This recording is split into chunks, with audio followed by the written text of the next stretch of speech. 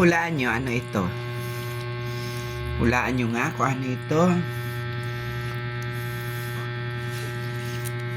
Okay.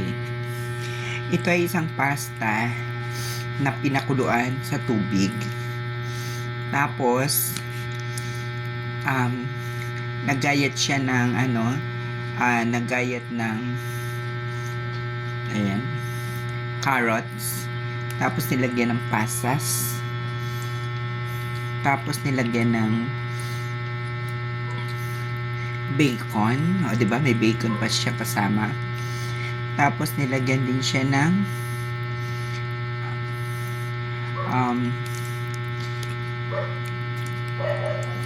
chicken. Ayan, may chicken po siya kasama. Yan, may chicken po yan na. Yan. Tapos, nilagyan po siya ng konting gatas at iba pang ingredients. Ano sa palagay nyo? Ano po kaya ito? Sige nga, hulaan ninyo kung kaya nyo hulaan. Pag hindi, search nyo na lang siya sa internet. Diba?